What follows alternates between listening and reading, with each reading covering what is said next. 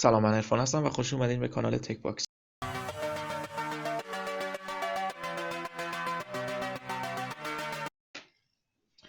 ممنون میشم با لایک و سابسکرایب از من حمایت کنید. خب تو این ویدیو قراره دانگل M9 پلاس رو بررسی کنیم که یک دانگلیه برای انتقال تصویر از روی موبایل، لپتاپ و هر مدیای دیگه رو تلویزیون. قبل از اینکه بریم به بررسی و آنباکس این محصول برسیم، بگم که این محصول فیکه و من با قیمت 420 تومن از دیجیکالا خریداریش کردم که در ادامه بررسی میکنیم و نتیجهش هم میبینیم. قبل از اینکه به متصلش کنیم و تست بکنیم روش که ببینیم چجوری نتیجه میده، یه آنباکس کوچیکی ازش داشته باشیم.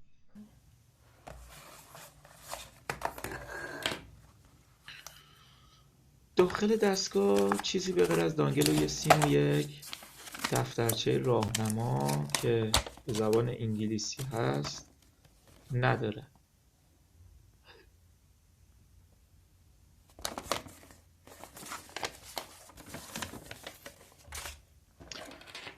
خب بریم سراغ خود دانگل. خود دانگل که یه شکل حالت فلش مموری توری داره، یه مقدار بزرگتر. پشتش منبع تغذیه‌شه که 5 ولت تغذیه میکنه. یه دکمه کوچیکی هم روش داره.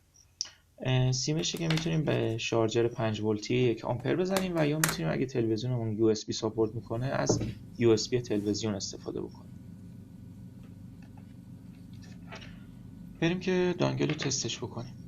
من برای منبع تغذیه دانگل از یو اس بی خود تلویزیون استفاده کردم. اول یو اس بی رو زدم، بعد دانگل رو زدم که اشتباه کردم. بعد اول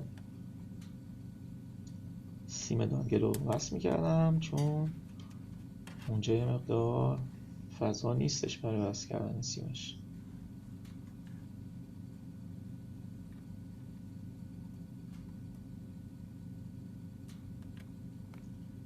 خب من دارم دانگل رو وصل میکنم به برق. این نکته رو بگم که دکمه روی دانگل دکمه‌ایه که میتونیم تصویر رو تلویزیون باش اسکرول کنیم، از حالت افقی به حالت عمودی تصویر رو در بیاریم. برای مواقعی که روی گوشی موبایل یا روی لپتاپتون تصویر به صورت عمودی میاد یا به صورت افقی میاد و از طریق خود گوشی نمیتونیم این تغییر تصویر رو داشته باشیم، میتونیم از همین دکمه روی دانگل این کار رو انجام بدیم. خب بریم تست تصویرش رو داشته باشیم که رو تلویزیون انجام دادم.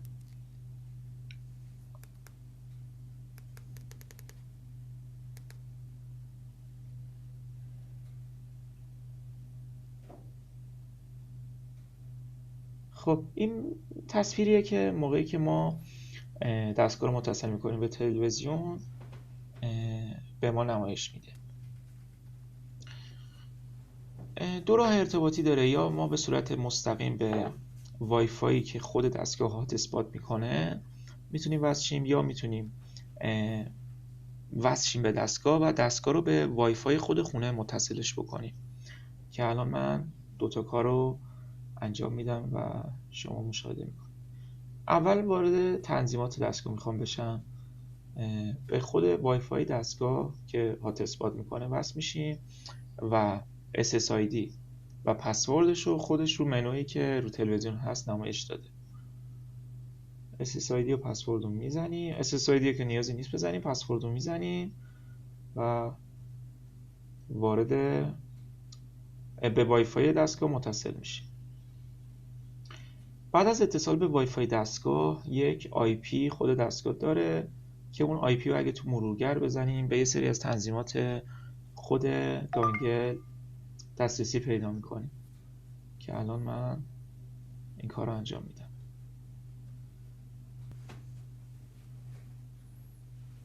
خب این IP که رو تصویر خود دستگاه نمایش داده ما واردش میشیم. یه نکته یا به زبان طبیعتا چینی بهمون میده. دکمه آبی رو میزنیم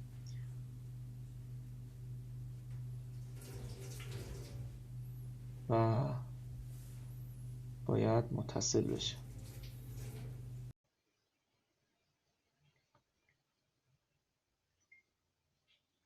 خب این تنظیماتیه که بعد از متصل شدن به وای فای و زدن آی پی دستگاه برای ما نمایش میده. تنظیمات وای فای که میتونیم SSID، اسم هات اسپات، رمزش، کیفیت تصویر که از 480p تا 1080p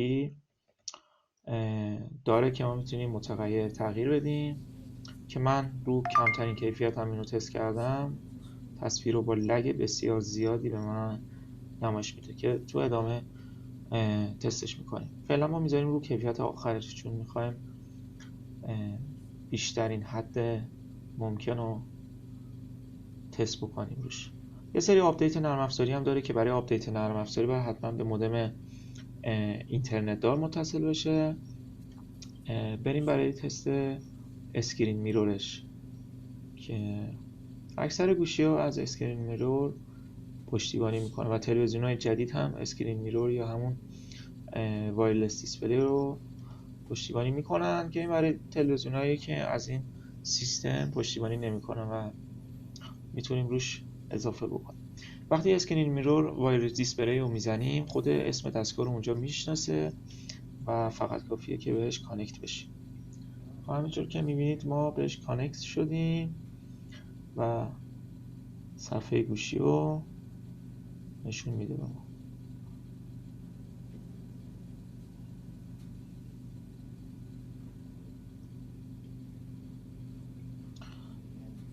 لگ رو تو تصویر میتونید مشاهده بکنید که چه لگ و دیلی بسیار زیادی داره این دستگاه. یه ویدیویی که از قبل من دانلود کردم و میذاریم که با هم نگاه کنیمش.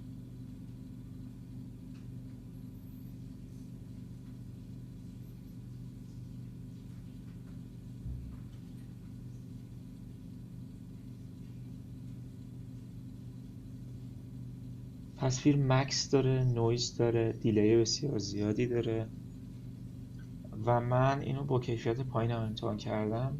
مقدار خیلی کمی درست میشه ولی باز همینه.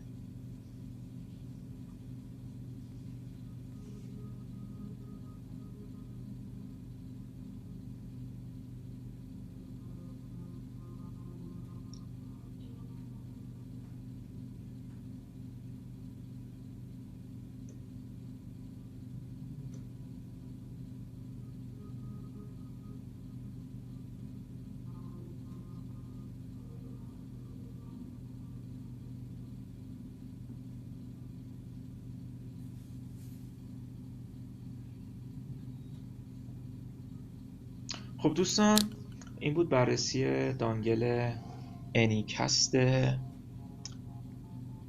M9 پلاس که یه برند فیک از کرومکسته که دقیقا همون شکل همون ظاهر رو براش درست کردن که اصلا ارزش خرید نداره و اصلا کاربردی هم نداره. شاید برای کسی که با کیفیت خیلی پایین بخواد فیلم های خیلی کیفیت پایین یا فقط صدای گوشیشو بخواد کست بکنه رو تلویزیون به کار بیاد، مگر نه کاربرد دیگه این نداره و به درد نمیخوره. دوستان خیلی ممنونم که تا اینجای ویدیو تماشا کردین. ممنون میشم با لایک و سابسکرایب از من حمایت کنید و تا ویدیوی بعدی خدا نگهدار.